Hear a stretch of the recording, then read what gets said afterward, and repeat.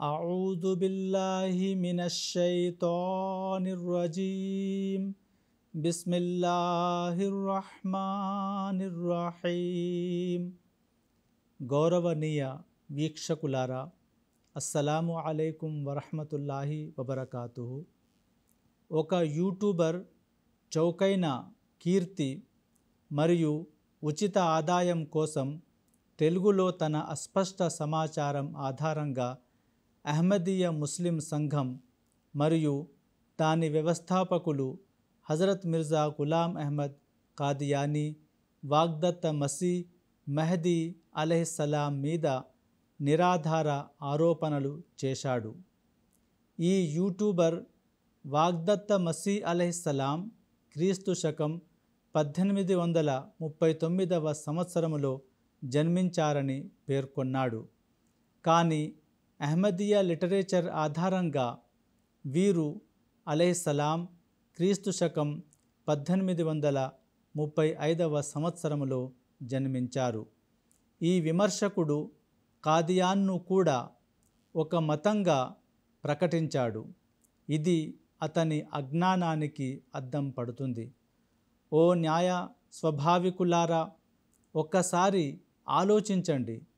ఈరోజు భారతదేశంలో లక్షలాది మంది ముస్లింలు ఉన్నారు.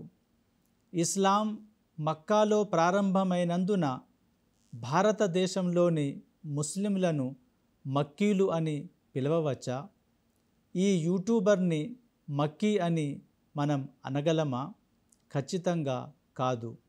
అదేవిధంగా వాగ్దత్త మసీహ్ అలైహిస్సలాం స్థాపించిన అహ్మదీయ సంఘాన్ని కాదియానీ మతం అని పిలవడం కూడా ఒక స్పష్టమైన తప్పు. లేదా దాని అనుచరులను కాదియానీయులు అని పిలవడం అస్సలు సరైనది కాదు. కాదియాన్ అనేది పంజాబ్ రాష్ట్రంలోని ఒక గ్రామం పేరు. సత్య స్వభావికులైన ముస్లింలకు అహ్మదీయ ముస్లిం సంఘం అని పేరు పెట్టడానికి గల కారణాన్ని స్వయంగా హజరత్ మసీహ్ మౌద్ అలైహిస్సలాం మాటల్లోనే తెలుపుతున్నాం. వారిట్లు తెలిపిరి: ఈ సంఘం పేరు అహ్మదీయ ముస్లిం సంఘం అని పెట్టబడెను. ఎందుకంటే మన ప్రవక్త సల్లల్లాహు అలైహి వసల్లంకు 2 పేర్లు ఉన్నాయి. ఒకటి ముహమ్మద్, రెండవది అహ్మద్. ముహమ్మద్ అనే పేరు ఒక జలాలి అనగా వైభవం గల పేరు. దానిలో ఖడ్గంతో ఇస్లాంపై దాడి చేసి వందలాది మంది ముస్లింలను చంపిన శత్రువులను పవిత్ర ప్రవక్త సల్లల్లాహు అలైహి వసల్లం ఖడ్గంతోనే శిక్షిస్తారని భవిష్యవాణి దాగి ఉన్నది. కానీ అహ్మద్ పేరు జమాలి అంటే పవిత్ర ప్రవక్త సల్లల్లాహు అలైహి వసల్లం ప్రపంచంలో శాంతి సామరస్యాన్ని వ్యాపింపజేస్తారని అర్థం. కాబట్టి దేవుడు ఈ 2 పేర్లను విభజించాడు. మొదటిది మక్కాలో పవిత్ర ప్రవక్త సల్లల్లాహు అలైహి వసల్లం జీవితంలో అహ్మద్ అనే పేరు కనిపించింది. అప్పుడు అన్ని విధాల సహనం, ఓర్పు బోధించబడెను. తర్వాత ముహమ్మద్ అనే పేరు మదీనా జీవితంలో వికసించింది. దేవుని జ్ఞానం, వివేకం ప్రత్యర్థులను అణచివేయడం అవసరమని భావించను. కానీ చివరి కాలంలో అహ్మద్ అనే పేరు తిరిగి వికసిస్తుందని, ఒక వ్యక్తి అవతరిస్తాడని, అతని ద్వారా అహ్మదీ లక్షణాలు అంటే అందమైన లక్షణాలు ఉద్భవిస్తాయని, అన్ని యుద్ధాలు అంతమవుతాయని ప్రకటించబడెను. అందువల్ల ఈ సంస్థకు అహ్మదీయ అని పేరు పెట్టడం సముచితంగా భావించబడెను. తద్వారా ఈ పేరు వినగానే ఈ సంస్థ ప్రపంచంలో శాంతి సామరస్యాన్ని వ్యాపింపజేయడానికి వచ్చిందని, ఈ సంఘంనకు యుద్ధం, పోరాటాలతో ఎలాంటి సంబంధం లేదని అందరూ అర్థం చేసుకోవలెను. మజ్ముఆ ఇష్తిహారాత్. అందువల్ల అహ్మదీయ సంఘం ఇప్పటి పరిస్థితులకు అనుగుణంగా పవిత్ర ప్రవక్త సల్లల్లాహు అలైహి వసల్లం పవిత్ర నామం అహ్మద్ పేరున పెట్టబడెను. అందువల్ల అహ్మదీయ సంఘాన్ని ఖాదియానీ మతం అని పిలవడం లేదా దానిని హజరత్ మిర్జా గులాం అహ్మద్ గారి పేరు మీద ఉన్న అహ్మదీ మతంగా పరిగణించడం ఏమాత్రం సముచితం కాదు. అహ్మదీయ ముస్లిం సంఘం ఆంగ్లేయులు వారు స్వయంగా నాటిన మొక్క అని కూడా ఈ యూట్యూబర్ ఆరోపించాడు. ఇతడు జమాత్ సాహిత్యాన్ని సరిగ్గా అధ్యయనం చేయలేదని లేదా వాగ్దత్త మసీ అలైహిస్సలాం రచనలను స్వయంగా చదవలేదని ఈ విషయం ద్వారా స్పష్టం అవుతుంది. ప్రియమైన వీక్షకులారా, ఈ అభ్యంతరం మన మహాప్రవక్త హజరత్ ముహమ్మద్ ముస్తఫా సల్లల్లాహు అలైహి వసల్లం మీద కూడా లేవనెత్తబడింది. దీనిని సర్వశక్తిమంతుడైన అల్లాహ్ అల్ ఫుర్ఖాన్ అధ్యాయంలోని 5వ సూక్తిలో ఇట్లు ప్రస్తావించాడు. వఆనహు అలైహి కౌమున్ ఆఖరూన్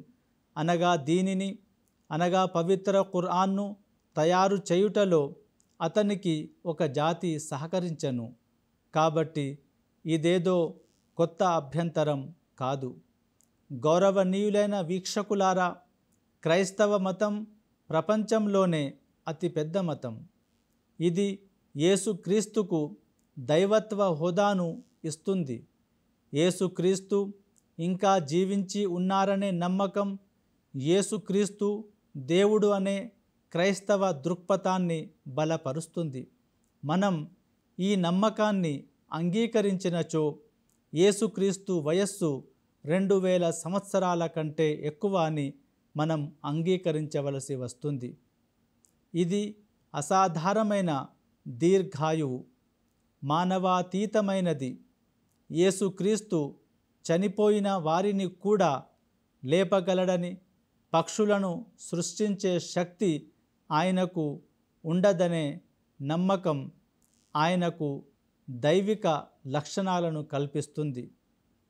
ప్రపంచవ్యాప్తంగా క్రైస్తవ మతం వేగంగా వ్యాప్తి చెందడంలో లక్షలాది మంది ముస్లింలు క్రైస్తవ మతంలోకి మారడంలో ఈ తప్పుడు నమ్మకాలు ప్రధాన పాత్ర పోషించాయి. 1799వ సంవత్సరంలో ఉపఖండంలో మిషనరీ పనిని ప్రారంభించిన మొట్టమొదటి చర్చి మిషనరీ సొసైటీ. తర్వాత ఇది చాలా వేగంగా అభివృద్ధి చెందింది. 1888వ సంవత్సరంలో పంజాబ్ లెఫ్టినెంట్ గవర్నర్ చార్లెస్ ఇచోసెన్ షిమ్లాలో క్రైస్తవ మిషనరీల సమావేశంలో ప్రసంగిస్తూ ఇలా అన్నారు: భారతదేశ జనాభా ఎంత నెమ్మదిగా పెరుగుతుందో ఈ దేశంలో క్రైస్తవ మతం అసాధారణ శాతంతో వ్యాప్తి చెందుతుంది. ప్రస్తుతం భారతీయ క్రైస్తవుల సంఖ్య 10 లక్షలకు దగ్గరగా చేరుకుంది. రచన the missions reverend Robert Clark, spiritual treasures, సంపుటి 6. నిజానికి బ్రిటిష్ ప్రభుత్వం తన ప్రభుత్వ బలోపేతం కొరకు ఇలా ప్రయత్నించెను.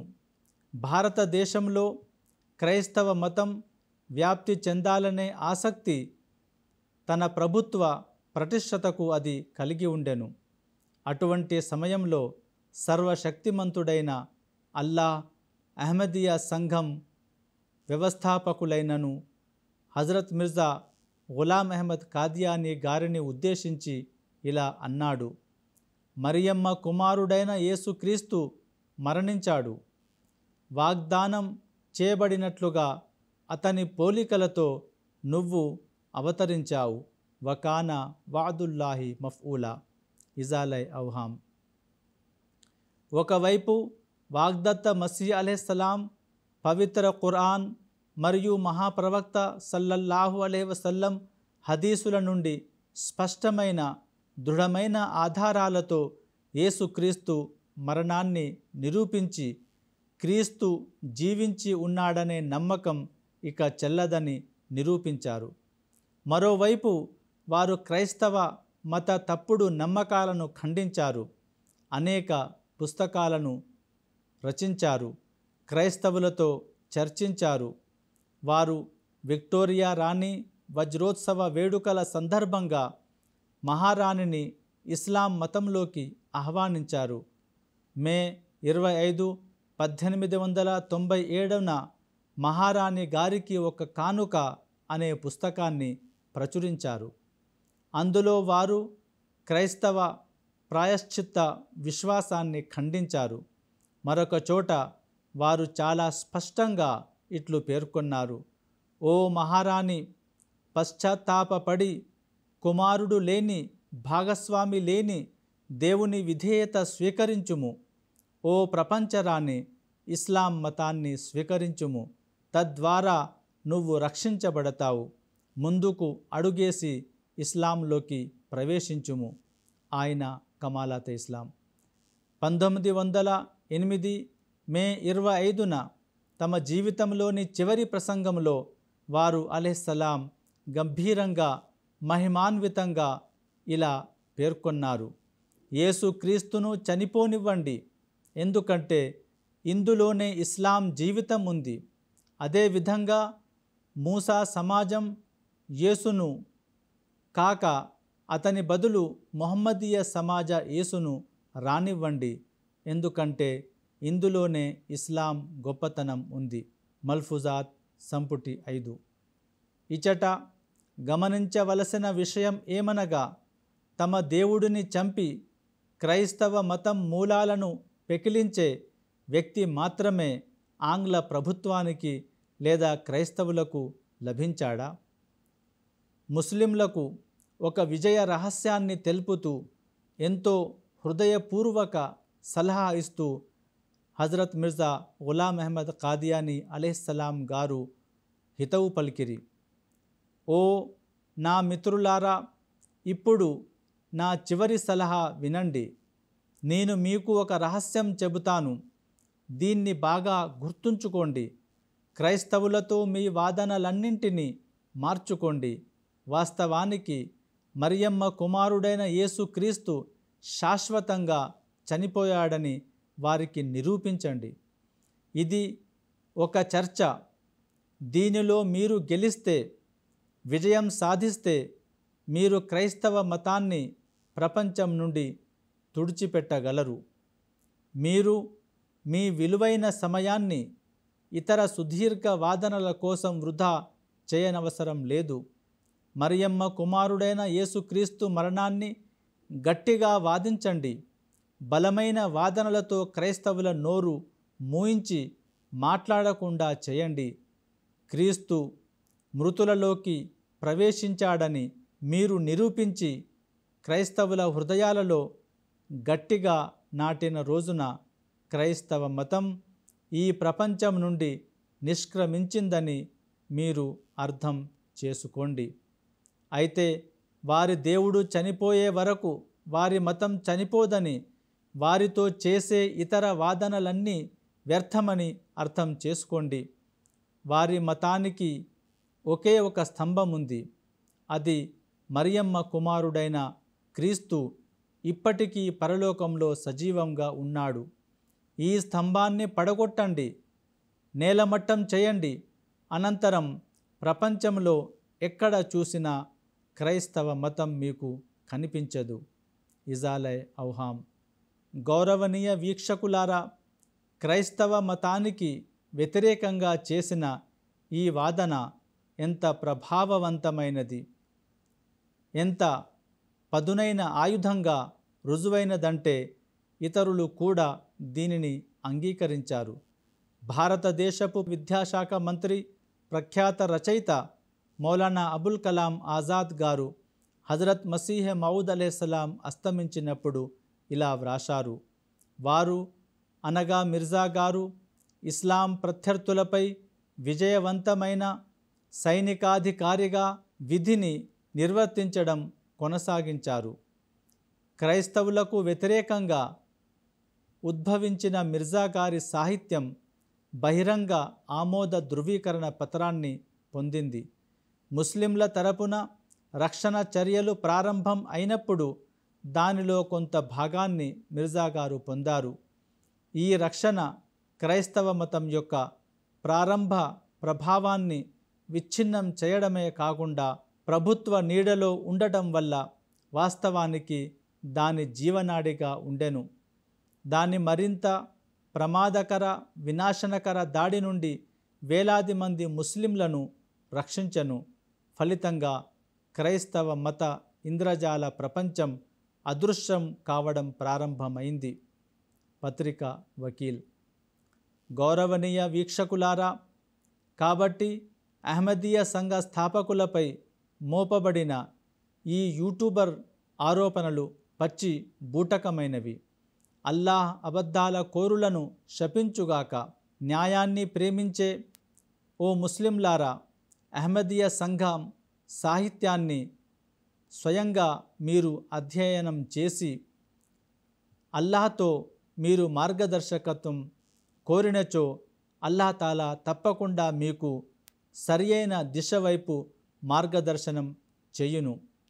అల్లాహ్ హజరత్ ముహమ్మద్ ముస్తఫా సల్లల్లాహు అలైహి వసల్లం భవిష్యవాణి ప్రకారం అవతరించినటువంటి మసీహె మౌద్ మెహదీయ మౌదును విశ్వసించే అనుగ్రహం ముస్లిం ప్రజలందరికీ అనుగ్రహించుగాక.